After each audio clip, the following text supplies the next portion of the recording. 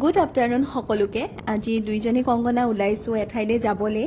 বাকী লগৰখিনিও যাব বাৰু, আমি এটা ৰাস্তাতে পৰোঁ কাৰণে তাইও মোক লৈ গৈছেহি আৰু এয়া আমি দুইজনী গৈ আছোঁ। কিন্তু আধা ৰাস্তাতে ঘটনা এটা ঘটিল, মানে স্কুটিখনৰ পামচাৰ হ'ল আৰু ওচৰে পাজৰে গেৰেজো নাছিলে।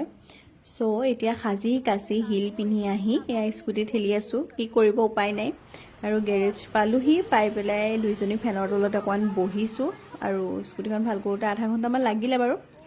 আহি পেলাই এয়া লগৰজনীৰ ৰুমত সোমালোহি, অকণমান ঠিক ঠাক হৈ ল'লোঁ, মানে স্কুটি ঠেলি থাকোঁতে অৱস্থা নাইকিয়া হৈ গ'ল। এয়া ওলালোঁ, বাকী লগৰ কেইটাও আহিলে আৰু আমি এতিয়া গৈ আছোঁ। আহি পালোহি।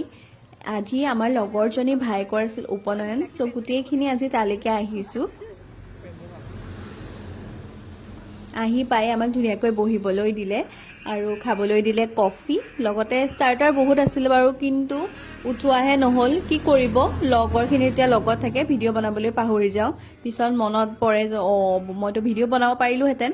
তাৰপিছত আমাক খাবলৈ মাতিলে, খালোঁ, খুব ধুনীয়া লাগিল খায়ো, মানে গোটেইখিনি বহুত টেষ্টি আছিলে আৰু বাকীখিনিও খাই আছে, অকণমান দেখাই দিছোঁ আপোনালোকক। আৰু লাষ্টত খালোঁ হালৱা আৰু লালমোহন। এয়া তাৰপিছত সকলোকে মাত দি বাহিৰত আমি বোলো কেইকোৰিমান ফটোকে উঠি লওঁ, গোটেইখিনি লগ খাইছোঁ যেতিয়া। এয়া মই আকৌ মনে মনে ভিডিঅ' এটাকে বনালোঁ, সিহঁতে কি কৰি আছে সিহঁতে জানে আৰু। তাৰপিছত এয়া গৈ আছোঁ আকৌ চপটি খাবলৈ, মানে ইমানখিনি খায়ো সিহঁতৰ বোলে পেট ভৰা নাই, এতিয়া আকৌ গৈ আছে ঠাণ্ডাখনত চপটি খাবলৈ।